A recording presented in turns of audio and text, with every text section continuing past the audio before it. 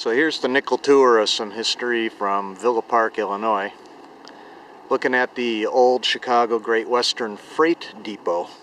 The freight depot is pretty much all that's left of the railroad over here. The tracks got pulled up sometime in the early 80s. I believe this was the last railroad to come through the area sometime around 1900, 1904. One of its primary clients was the Ovaltine factory over there. They made chocolate powder, chocolate mix, hot cocoa, that sort of thing. The Ovaltine company, they used to have a lot of promotions. People would mail in coupons and a quarter or something like that, and they'd get a decoder ring. There was so much mail coming to Villa Park that Villa Park built this, what was then a state-of-the-art post office. This post office sees some occasional use these days. The last I heard, it was taking overflow mail out of Elmhurst. Over here on the square, this old building here, this was actually, God help me here, bowling alley and movie theater, I believe. They just remodeled this place. This place went through years of neglect. It looks like it's still having trouble selling. They did do a lot of work on the place, but unfortunately the economy kind of tanked about the same time they got the repairs completed here. They do have some new stuff that went up out back. Looking east along the old Great Western right away, now known as the Great Western Bike Trail. This is looking towards Ovaltine. There's the old part of the plant. There is a big gate way back in there, and then this new gate and this new section over here. This was built, in the last decade or so. That's condos, townhomes, that sort of thing. The back side of the Great Western Depot. And looking west down the Great Western Trail. There's a connection here to the Illinois Prairie Path. Prairie Path is just right over here and all the way down at the far end of where the lens is looking. Well, that's a Nike missile. The nearest Nike base was up in Addison, maybe 4 miles that way or so. Apparently the Village Fathers in Villa Park decided to commemorate the Cold War and service men and women who served the nation by putting up this little display here in the park. Pioneer Garden and Feed, this is one of those businesses that's been hanging on all these years. I definitely recommend them if you need to get your fresh plants in the spring or seeds, or if you like feeding the squirrels or the birds, this is the place to go. Over here, for years there had been a company that delivered concrete and materials, and they just went out of business in the last few years.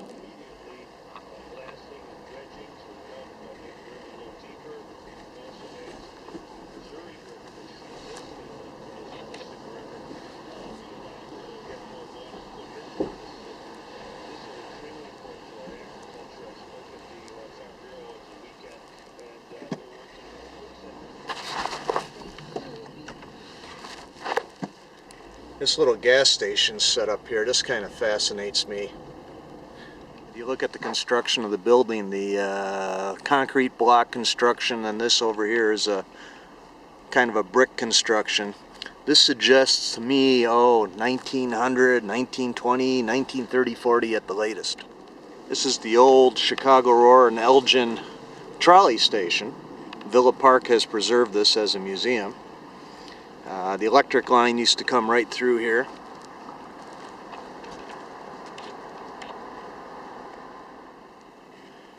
There's a museum of sorts inside, and during the day it's usually open. Don't hold me to this, but you know, if you're walking by or hiking by, they'll sell you a can of soda or a candy bar or something like that. The Chicago Rohr and Elgin, it operated until sometime very late 1950s, possibly 1960.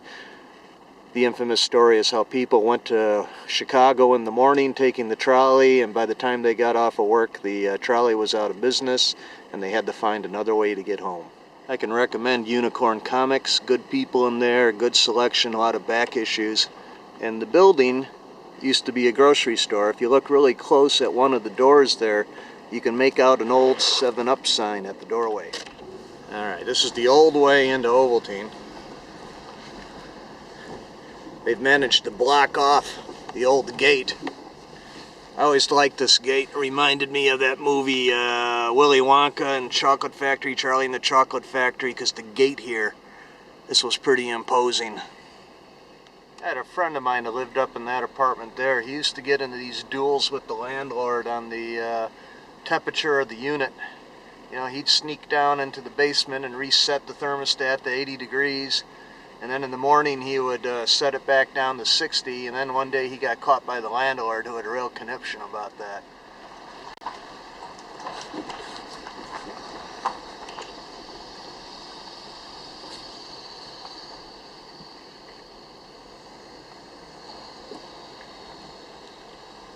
After Ovaltine shut down and got abandoned, there were a lot of people that liked exploring this place, and while it was empty, it picked up quite the reputation of being the home to evildoers, and there was all sorts of rumors and stuff about things going on, things sordid and untowards.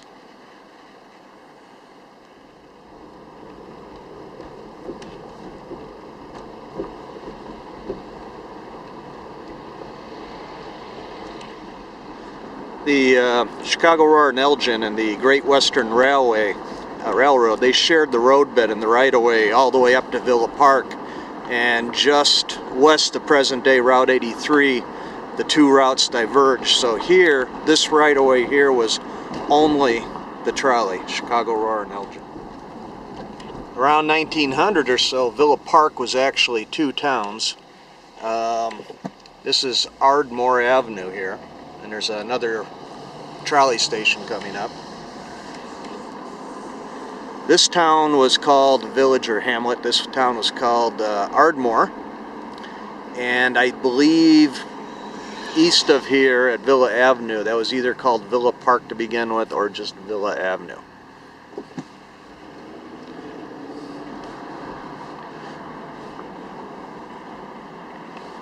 And over here is this really neat trolley station. There's some old buildings around here.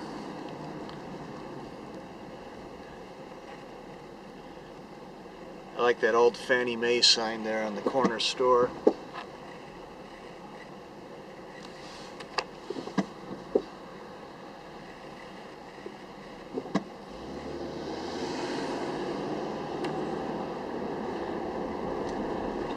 Alright, I'm going to wrap this up.